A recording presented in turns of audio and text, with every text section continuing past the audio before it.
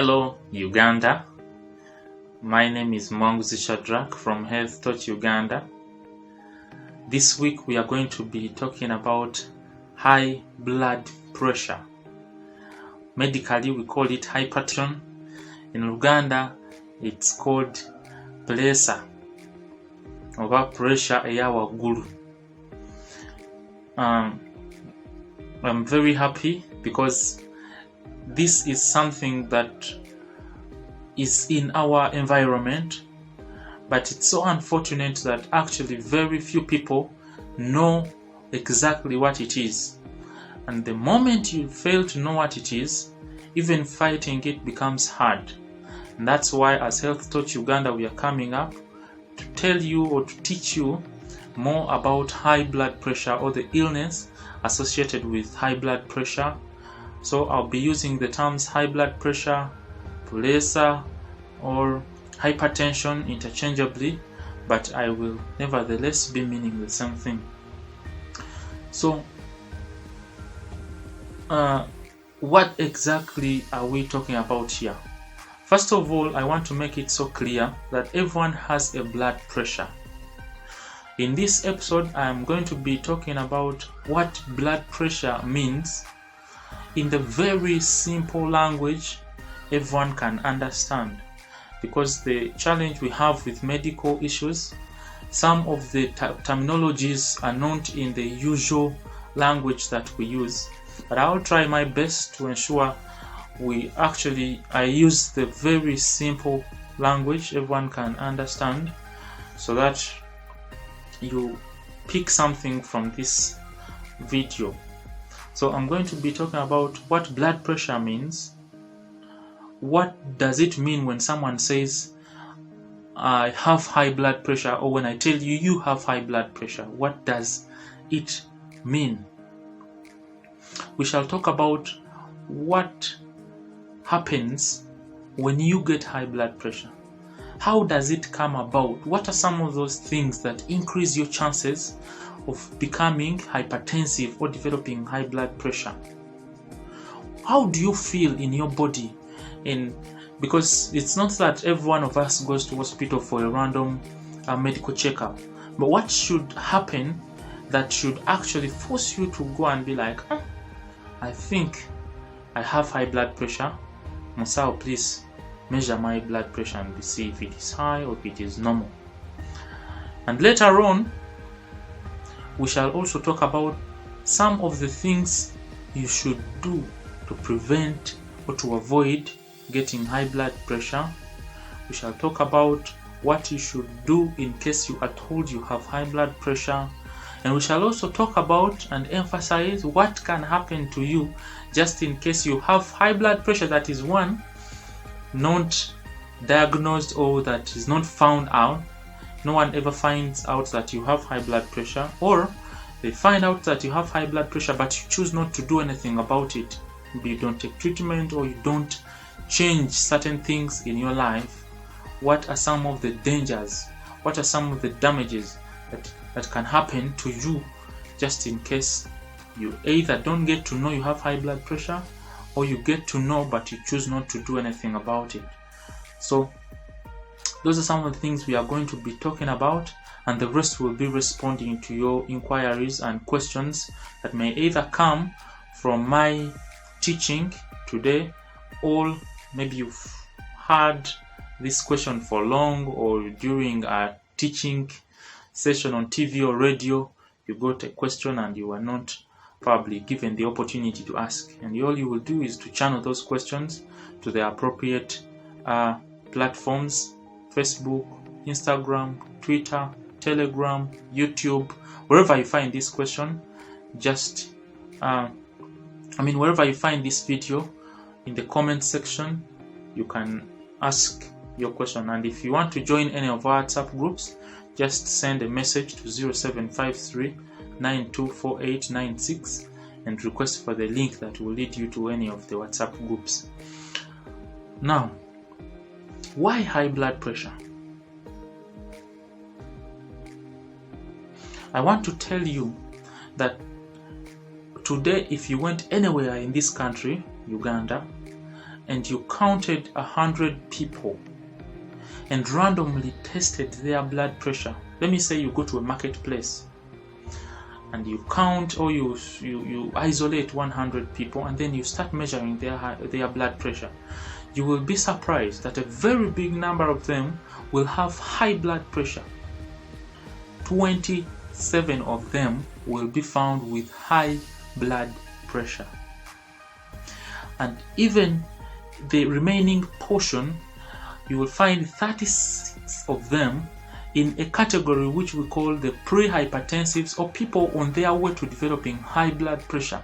So when you combine the 27 who are already hypertensive or whose blood pressures are already high, and then the 36 whose blood pressures are not really very high to qualify them to be hypertensive, but are on their way to developing high blood pressure, I find this figure is actually very, very big, very big.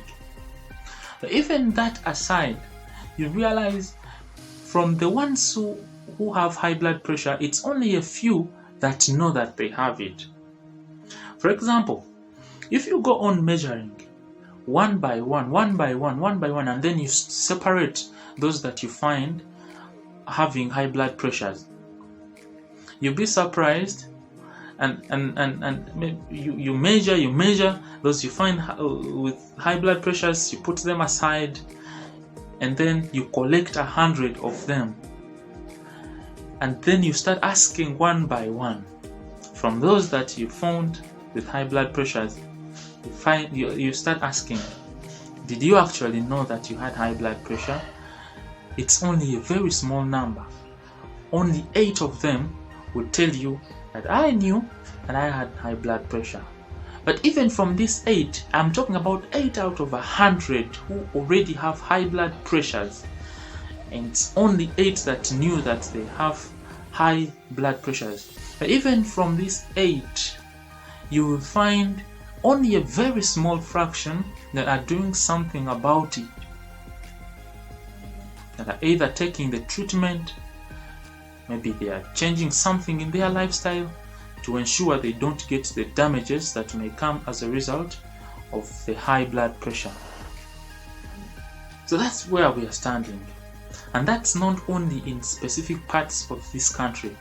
Whether you go to the north, whether you go to the east, whether you go to the central, whether you go to the west, anywhere you go, you will find either a small difference of 1 or 2, whereby in the north, when you count, you may find maybe only 26, in the east maybe only about 25, in the central about 27, 28 of 100 people found randomly and who have high blood pressures.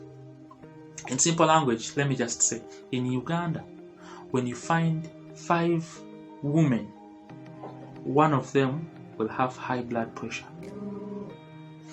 When you count 4 men, you will find 1 of them with high blood pressure. But the most disturbing thing is we don't know. We don't have the right information. And you'll find someone moving to different places because they are feeling a certain way and their resources are getting depleted, but they are not getting the appropriate intervention or the appropriate assistance they need for their blood pressures to be controlled. And for us not actually to know that we have high blood pressure or the disasters that may come as a result of high blood pressure, it doesn't stop it from causing the damage to our bodies. It causes a lot of severe damages, some of which are actually irreversible. High blood pressure is one of the leading causes of heart disease, and our hearts play a very important role in our bodies. The blood that moves to the different parts of our body is pushed by the action of the heart. So if the heart is not able to push this blood in the very amounts that the body needs to perform its activities, you will find certain parts of the body breaking down. high blood pressure, it affects the heart more than any other thing. High blood pressure affects the heart, affects the brain. The brain is the center that sends instruction to the different parts of your body. When you lift your arm, when you move your foot, when you move your hand, that information comes from the brain. So if the brain is damaged, the different parts of the body that the brain controls will be affected. That's why when you find someone with a stroke, you may find them when they cannot maybe move their arm. If you've seen someone with stroke, there are those you find paralyzed, maybe a certain part of their body, maybe one of the sides cannot move, they don't feel anything, they can't move their leg. Sometimes they lose sight. High blood pressure can affect the eyes and your vision. It can affect the kidneys, and kidneys are also very important in our body because there are many things that we take in which are sometimes poisonous to our bodies, and it's the kidneys that help in releasing them out through making the urine. Some of them are not even poisons, but they are waste products. Just like any other factory, it brings in raw materials, and after using them to make what the factory is supposed to do, there are other products which are wastes and are supposed to be removed. So if the channel through which those wastes are removed is blocked, you realize even the performance in the factory will break down. So if your blood pressure is very high and it goes unattended to, you find some of these very important parts of your body breaking down, and when they break down, even the entire body system is at risk of breaking down. And that's why we are coming up with this week to talk about high blood pressure. And it's on a rise. High blood pressure is on a rise, both in our settings and other developing countries especially.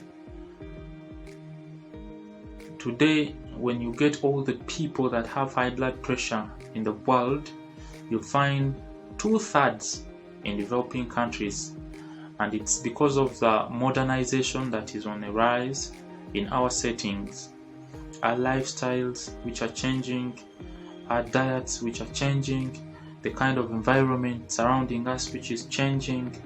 So all those things are playing a role, but the most important thing is you getting the right information, because once you get the right information, you will be able to live a normal life. So that's why we're talking about high blood pressure. So what is high blood pressure? In fact, before we go to high blood pressure, what is blood pressure? I want to say this is the force which this blood flowing through the blood vessels exerts on those blood vessels. Now, when blood is flowing, it flows through blood vessels which are like tubes distributed widely in our body. Most of the parts of your body have what we call blood vessels, emisua, which are like tubes that carry blood. Some of them carry blood away from the heart towards the different parts of the body, while others carry this blood away from the body and then back to the heart. Just take it like a pipe. We are going to use an example of a pipe that carries water away from a water pump, maybe placed somewhere near a well or a lake or a river, and this pump keeps pumping water away from the water source to the garden where it's needed through pipes. So while this water is flowing through the pipe, some of it tends to want to pass through the walls of the pipe, but because the pipe is hard, it contains it, so it doesn't pass through. But there is something which is generated as this water is pushing on the walls of the pipe, and that's a pressure. Now that pressure is important because without it, the flow of this water will not take place. And you can know that the pressure in the pipe is high with the way how this water comes out. If it's coming out very fast, splashing all over the place, it means the pressure in the pipe is much. If it is just dripping, coming at a very slow pace, dripping out of the pipe, then you get to know that the pressure in the pipe is not good enough. Now, that said, it means the pressure in the pipe can either be okay, which we call normal, it can be low, or it can be high. It's the same thing even in our blood vessels. As the blood is flowing through, the blood vessels, especially the ones that carry blood away from the heart to the different parts of your body, the pressure inside can be normal or okay, it can be low, or it can be high. And the purpose of this video is to talk about the high blood pressure. Of course, both the high and the low are bad, but for this video we are going to only talk about the high blood pressure. So far we have talked about three things: the blood vessels, and the heart, which pushes this blood forward or to the different parts of the body.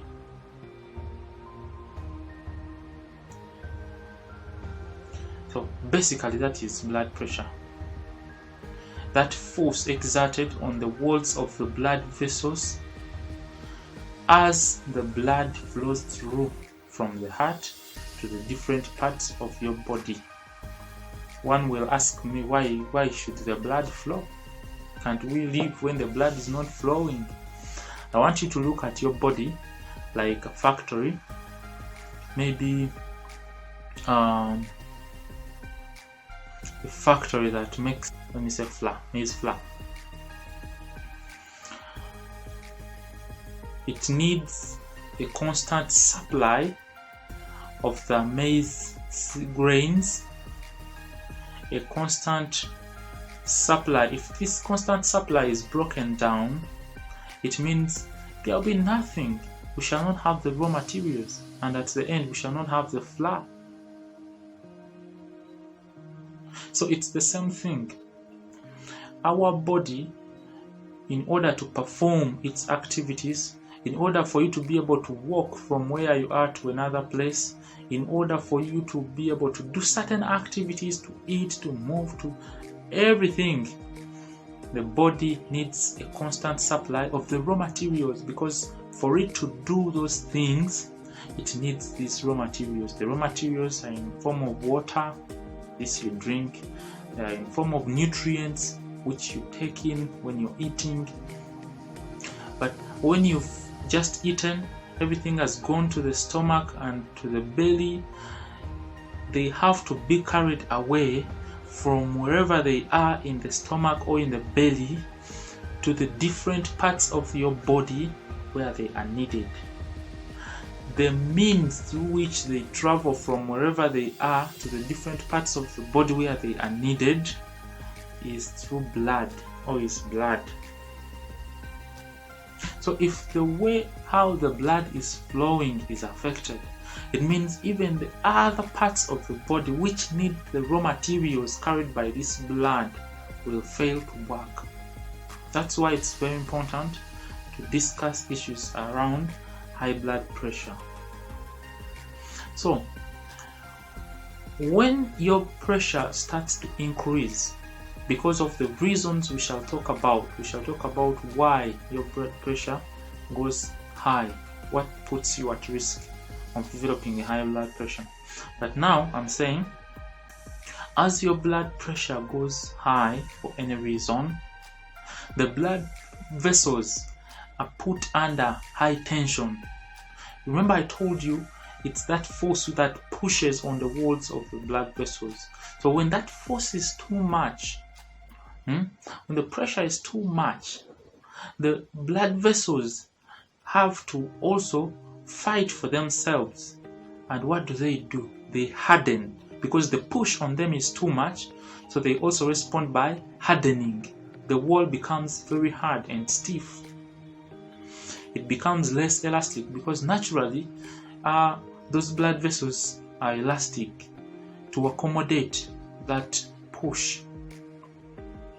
But when it becomes way more than it is supposed to be, they harden. And when they harden, that's when every other problem now starts coming from. A time comes when they cannot deliver enough blood, because the reason as to why the blood vessels are elastic is to accommodate a lot of blood, so that when it comes a lot, they expand and take in enough, or allow enough to pass to the different parts of the body that need this blood. But when they have hardened, or when they have become stiff, it means they have lost their ability to expand, and that means they have lost their ability to carry a lot of blood. So when your body is put to task, or when need comes for your body or for a certain part of the body to receive a lot of blood, the heart will respond by pushing a lot of blood. And what happens is, when a lot is sent through the stiff blood vessels that cannot expand, the pressure at that point will even be multiplied, and it will be high, and it may cause these stiff blood vessels now to give way and rupture. When they give way and rupture, it means the part that this particular blood vessel has been supplying blood is not going to receive anything, and that's when problems come from. That's where problems come from. But also, even before they rupture, remember I said there is that process when the blood vessels become thick and hard and stiff. The size, for example, if this is the diameter of the blood vessel, in the process of thickening to become stiff so that they don't collapse even as this blood is passing, the diameter reduces, or the space where blood passes reduces. That happens because the blood vessels are trying to fight back so that they don't collapse, because of this high blood pressure that is coming as a reason or a result of some of the things I'll be telling you later on. But when it happens, it means the delivery of the raw materials where they are needed is cut off, and when that cut-off takes place, we have a lot of damages that come as a result. I hope we are together up to this point. I've said the heart pumps blood to different parts of the body, and this blood passes through blood vessels. Blood vessels are like small tubes through which blood flows, just like we compared it with a tube connecting a pump of water to the garden. When that blood pressure increases, the walls of the blood vessels become stiff and lose their ability to expand so that the blood can go where it is supposed to go. When they become stiff, we have a shortage of delivery of this blood. And when we have a shortage, we have damage to those parts of the body. The other way, I also said, when your body is put in a place where it is supposed to be pumping a lot of blood or delivering a lot of blood to a certain part of your body. For example, when you're exercising, or when you're walking, or when you're running, or when you are scared, when something all of a sudden scares you, or someone tells you bad news, or you like anything that comes in as a stress, the body responds by making the heart pump a lot to deliver enough blood and nutrients to different parts of the body. So when that state comes in, the blood vessels, which are already thick, will not be able to expand and accommodate the much blood coming in, and they may actually end up bursting. And when they burst, it means the whole process or delivery system has been broken down, and that part of the body will break down. For example, if it is the brain where those blood vessels have ruptured, it means a certain part of the brain will not receive blood, and when that part of the brain doesn't receive blood, the part which it has been controlling on your body will cease to function. And that's what happens sometimes during stroke. That, for example, a part of your brain which controls your arm doing this movement, when that part of the brain is damaged, because the blood vessels that have been taking their blood or nutrients or the raw materials have ruptured, that part of the body is damaged, that part of the brain is damaged, and when the damage takes place, it will not be able to send the instruction to the arm to move. And that's why you find someone has been paralyzed, maybe one part of the body. They cannot move, they cannot feel. Others become unconscious. For example, when the place which has been cut off is so big, you find someone is unconscious, they are in coma, or they start convulsing, fits or quest. Those are some of the things that happen, but everything has come from a high blood pressure. So everyone has a blood pressure, because for you to be living, it means your blood is flowing, and as the blood is flowing, it pushes. There is a force that pushes on the walls of the blood vessels. But the difference is, in a normal person or in a person who has a normal pressure, the push is within tolerable limits. In those with high blood pressure, the push is too much, and it starts causing such effects on your body. So what exactly causes high blood pressure? What are some of those risks, the things that make you at a risk of developing high blood pressure? Now, I'm going to categorize these into two. There are those risks which we say are modifiable. There is something you can do about them, even when you're preventing high blood pressure. These are the things that you need to pay attention to. And there are those where you don't have control over them. I think I'll start with the ones where you don't have control over. 1. Age. As one grows older, their risk of developing high blood pressure increases. So because you cannot stop yourself from aging, even your risk of developing high blood pressure will not be stopped in as far as age is concerned. But it's not that every elderly person has a high blood pressure and they are supposed to take treatment. It may be quite elevated. In the beginning, I talked about a group of people that have pressures that I qualify them to be in a category that is called pre-hypertensive, or people that are on their way to developing high blood pressure. So that's one of the things that can happen as you grow. Your blood pressures tend to go up, but not to the level when we say someone has high blood pressure and they need to take treatment. It's not a must, but the risks are increased. So past the age of 65, the risk is way higher.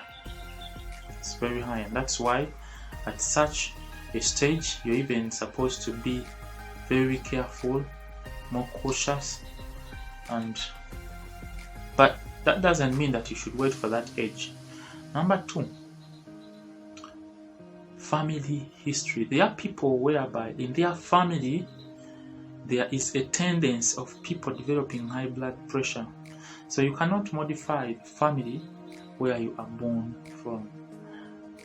And if you know that in your family there is someone with high blood pressure, you're supposed to pay extra attention because you have an inborn risk. But leaving that aside, there are those risks which are actually responsible for most of the high blood pressures that we see.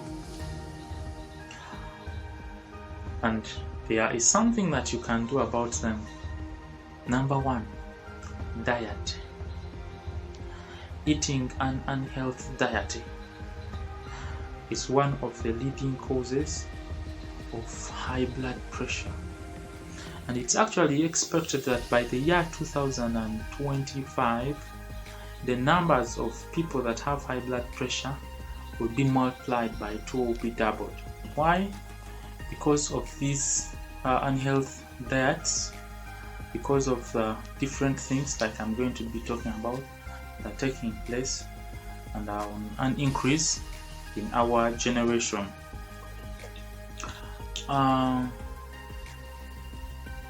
What do I mean when I say an unhealthy diet? A diet that's very rich in salt. There are people who take a lot of salt. So every time you take a lot of salt, it puts you in danger of developing high blood pressure. Every time you eat foods that don't have fruits, don't have vegetables, you put yourself in danger of developing high blood pressure. Every time you eat foods that are rich in fats, they are saturated fats that not good in your body. We have the types of fats, we call them saturated fats. The fats which have been processed. You know, you can have meat and it has fat, but there are those fats which have been processed. I don't want to mention examples here, but there are those fats which have been processed. Some of you like putting them on bread, some of you like adding them to sauce. Those things are not good. Sometimes, most of the times, they increase your chances of developing high blood pressure. So that diet is not good. Low, high in saturated fats, poor in vegetables and fruits, greens, and high in or rich in salt puts you at risk. Number 2, the level of physical activity. There are people who live a lifestyle where they never exercise. They are always maybe seated, or they spend most of their time. Sometimes it's the nature of the work we do, but it's a personal responsibility. When you are inactive, you are increasing your chances of developing high blood pressure. So engaging in physical, in other words, some of the things I'm talking about, when we come to the ways how you can prevent or how you can avoid developing high blood pressure, you just have to reverse some of these things. When I talk about diet, then you get to know what you're supposed to do. When I talk about physical activity, then you get to know what to do. The people that smoke and drink alcohol, you increase your chances of developing high blood pressure. Drinking alcohol and smoking, the use of tobacco. even if you're not smoking it, even if you're just chewing it, for as long as you're using tobacco and tobacco products, you increase your chances of developing high blood pressure.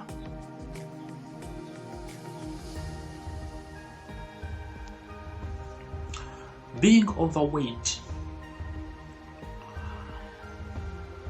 One of the reasons we are changing now, the trends are changing, and we are seeing many people developing high blood pressure, even among the young children.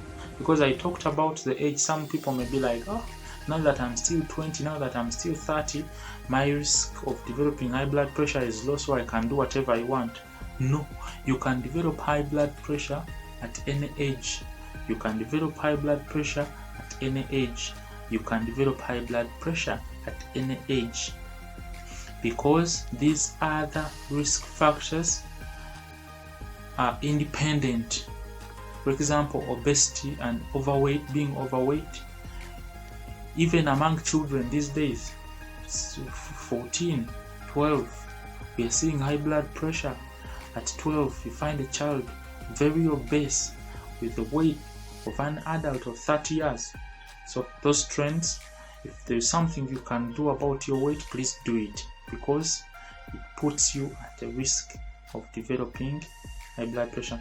When I was talking about the risks that you can't modify, when I mentioned age and family history, there are others, like when you have a disease or an illness, the kidneys, of the liver, of some of the the glands that produce hormones like the thyroid, the adrenal gland, your chances of developing high blood pressure may be higher as compared, and you may not have anything to do about it, because if you have a kidney disease, unless if the kidney disease is cured, most of them can be completely cured, especially the very serious ones can be cured completely by having a kidney transplant.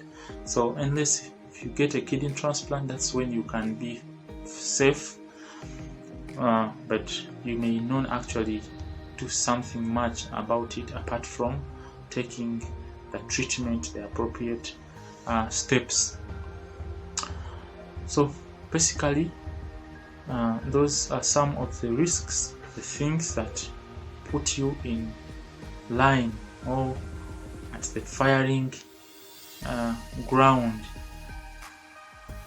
where you may actually develop high blood pressure. And if there is something you can do about those things, maybe you're culprit in one of them or more, please do something about them, because the information has come and now it's your turn to respond.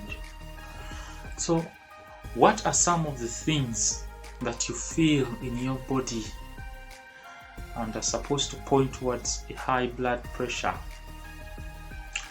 I want to start by saying, medically call high blood pressure a silent killer. It takes you when you don't know. For example, you go to bed with someone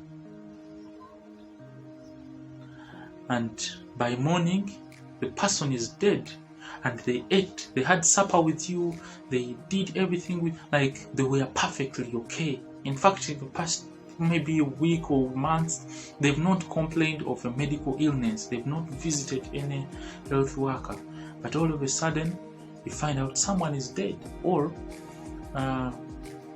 you see they are unwell, you rush them to hospital, and by the time you get there they are almost dying, and the next few minutes they actually pass away. That's why we call it a silent killer, because there are people who can be with high blood pressures and they don't get anything at all, they don't feel anything in their bodies. And that's why, before I tell you some of the things you can feel, it should not be a must that now that a doctor said these things, the things the doctor mentioned, I don't have them, maybe I don't have blood pressure. So I want to say, It's very important for everyone to get a day you go to hospital and they take your blood pressure. It's not painful. It's something that can be done within a very short period of time, within a minute or two. Somewhere your blood pressure has been measured, and you go back home. It doesn't take anything, and it's not something that's charged. It can even be done in a clinic just across the street. It can be done by healthcare workers in all health facilities that have the means to measure the blood pressure. But to some people, they get certain things, and in case you get any of them, for you, just run. Go get your blood pressure tested, measured, so that we get to know where you stand. Some people get headaches, especially in the morning. So if you're one of the people that get early morning headaches, or even during the day, please go and get measured. Some people get blurring of the vision. You see cloudiness in your sight. You're not able to see clearly at some points in time. It might be a sign of high blood pressure. There are those who say, my heart pumps a lot. I can feel it almost getting out of the chest. That might be one of the indicators that your blood pressure is high. These things I'm telling you are not exclusively indicative of high blood pressure. There might be other things, but even high blood pressure can cause them. There are those who say, I feel nauseated every time I feel like I want to vomit. It might be a sign of high blood pressure. Sometimes when it's very severe, you may also feel like you have done a lot of work and yet you've not done much. You feel general body weakness and fatigue. That feeling of you're so tired and yet you've not done so much. It might be an indicator that your blood pressure is high. Some people start becoming anxious, anxiety. Others get confused. Others, you can even collapse. Then others will tell you, I have a chest pain. That chest pain, which sometimes can also be felt in the back or in the shoulder, can be because you have a high blood pressure. So if you feel any of those things, please go and get measured. But I'm not saying that if you don't feel any of them, you shouldn't go for a checkup. Anytime you get, please go at least have history in your life and say, one day I went and I got my blood pressure measured. You don't know where you stand. Other people think, but if I go and they tell me I have a high blood pressure, the Waganda say, akyogerako si akireeta. Akyogerako si akireeta. Just because you have gone for a blood pressure measurement and they find it, it doesn't mean you got it because you went. Now, what are some of the damages? But I think before we go to the damages, what should you do in case you go and they tell you, you know what, you have a high blood pressure? 1. The doctor or the health worker will tell you the figures of your blood pressure. Blood pressure has 2 components, and it is written as a 2-figure measurement. There is one up and there is one down. The one up, because I told you the heart is the one which pumps blood. Now, as the heart is doing its work, there are times when it's pumping and there are times when it's resting. It pumps to push out whatever it has collected, then it rests to refill again. After it has received enough, it pumps again. So that's what it does all throughout your life, whether you are asleep, whether you are awake, whether you are deep down in water, whether you are up in the sky, whether you're diving, whether you're digging, whether you're seated eating, playing, watching, running. The heart keeps doing that for as long as you live. Pumping to let out, resting to let in. Pumping to let out, resting to let in. Now, at the time when your heart is pumping, there is a certain amount of force this blood pushes on the walls or exerts on the walls, and at the time when it's resting, still there is a push on the walls of the blood vessels.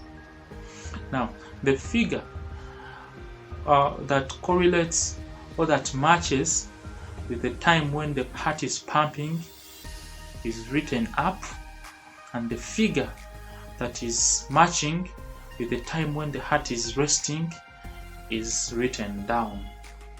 So there is a figure up and there is a figure down, and typically people say pressure ya wansi ni ya waggulu, just to mean those two things.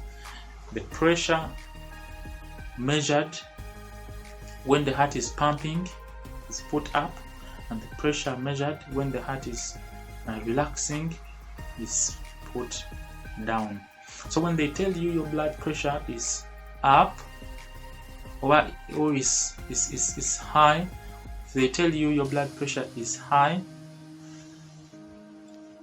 then they will give you the figures. They are figures that we know. For example, the normal blood pressure, the upper figure is between 110 and 129. That's the figure up. So if it's found maybe at 130, maybe between 130 and 139, say this person is risky, they may develop high blood pressure anytime, but it doesn't warranty treatment. When they find it high, above 140, 150, 160, they'll tell you, you know what, you have a high blood pressure and you need treatment. Sometimes they may measure your blood pressure and it shows like it's very high, because one of the things that make it go high, anxiety when you're anxious. Now some people fear when they put that machine on their arm and it starts compressing their arm, they become scared, they get scared, anxious, and their blood pressure, the heart pumps so fast. Remember I told you one of the states when your heart pumps a lot to deliver a lot is when you're under stress, a form of stress. Now anxiety that comes as a result of you experiencing this for the first time, maybe you are scared, this is a person putting on a white coat. That's why I put mine behind. I didn't want to create that impression where you don't freely interact with me or with us.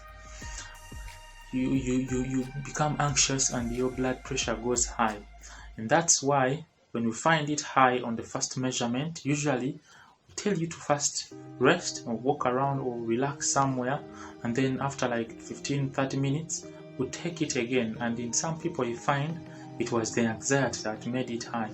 But if we take your blood pressure today and we take it maybe another day and we find it high, then we say your blood pressure requires some form of intervention, maybe treatment and other lifestyle changes.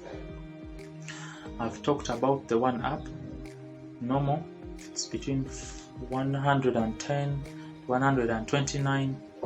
The lower one, or the one which the blood, we measure, or the reading we get when your heart is resting, the normal one will be between 70 and 89. 70 and 89, we don't get concerned. 70, 89. But when we get it maybe 90 and above, maybe 90 to 100, say you need to do something about it. Now if it is 100 and plus, the lower one, say you need to start you on treatment, and you need to also modify your lifestyle to ensure you don't get the severe damages that elevated blood pressure can cause. So those are some of the things. Now we shall go to the damage. What are some of the damages that can happen, the dangers that you face when your blood pressure is high, whether you know it or you don't know it, whether you don't know it or you know but you've not done anything about it, still you stand a risk. One of the things I've been echoing over and over again, damage to the heart. One of the leading causes of heart damage or disease, elevated high blood pressure. There is what we call a heart attack. I don't know, I suppose many of us have heard of that. A heart attack, where the heart suddenly fails to perform its activities. Get a heart attack, which may even result into sudden death, because all of a sudden, even the heart itself has blood vessels. So these things have been saying the blood vessels, because of high blood pressure, become thick and become stiff. Sometimes they can rupture, or they can all of a sudden get blocked and blood doesn't go through to the intended part of the body. It can still happen to the heart itself, which is pumping, because it also has blood vessels that carry blood to eat and supply its muscles. So when you get a heart attack and the heart doesn't get enough blood to supply it, because it is also doing work and it also needs a special form of blood supply, you can end up dying suddenly, because that means every other part of the body will not get what? Will not get blood. But even if it's not a heart attack, there is what we call heart failure, where your heart fails to do what it is supposed to do, the role of sending enough blood, and all it can afford to do is to send very little, because it has been damaged. So it starts to fail, and once it starts to fail, even other body parts start getting the effect, because they are not receiving enough blood. So they are not receiving enough nutrients, enough water, enough minerals, enough oxygen, and you get those complications. You've seen people with swollen legs, people who cannot do a lot of activities. Someone just moves only a few centimeters or meters, and they feel like they have been climbing a mountain for 5 hours. Some of them become restless and breathless even at rest. Why? Because the heart is failing as a result of the high blood pressure that has not been attended to over time. The brain can be damaged, and that's when people develop stroke. When you get stroke, part of the brain which is responsible for doing certain things in your body is damaged, and so those things are not done. I gave you an example. For example, when I do this, it means the information is flowing from my brain to this arm to do that. So when that part of the brain is damaged, I will not be able to do what? To do that activity. Even speaking, even the sense of smell, taste, seeing is all controlled in the brain. So when a certain part of the brain that is responsible over maybe hearing is damaged, I'll not be able to hear, I'll not be able to see, I'll not be able to talk because of those things. It can damage kidneys. And these kidneys play a very important role in removing waste products. So once those waste products accumulate, they become poisonous to our body, and we still end up in problems. So those are some of the different things that you risk. It's so unfortunate that it's important, very, very important parts of your body. You can become blind. It's very important parts of your body that actually high blood pressure can affect, and it's your responsibility to do something about it. The moment they get to know that you have high blood pressure, please take the appropriate treatment as prescribed by a health worker. I am not going to tell you the different medicines that you can use, because you may end up just taking even without measuring your blood pressure. But I want to say that when you go and they measure your blood pressure, they will give you appropriate treatment when it's necessary, and please take it as you have been told. It is very important for you to have regular blood pressure checkups if you have it, so that you keep it in check. You get to know, is the treatment working properly for me? Do I need to use stronger medications? Do I need to use less strong medications? Do I need to what do I need to do? So that you monitor your life in the hands of health workers. I will repeat, in the hands of health workers. If you go to any person and they tell you they are treating you for high blood pressure and they don't measure it, they don't put a machine on your arm to measure your blood pressure, but they give you treatment which may be in form of drugs, which may be in form of jerry cans of drinkable medicines or remedies, please run for your life. I repeat, if you go to anyone that tells you you have pressure or high blood pressure, but they have not measured it, and they give you any form of treatment that may be in form of drugs or liquids in jerry cans or bottles, please run for your life. If you have high blood pressure and you can afford to buy a digital blood pressure machine, please do, so that you can keep monitoring your blood pressure even at home. And if you have high blood pressure, it's very important to control your diet, like I talked about. Physical activity, especially if you don't have heart failure yet, you need to be active. You need to reduce that weight. One of the ways we reduce weight is by eating well and still exercising. If you're a person that smokes tobacco, if you're a person that drinks alcohol, it is in the best interest of your life and safety to reduce or even quit those practices, because they put you at risk of developing high blood pressure and many other medical illnesses.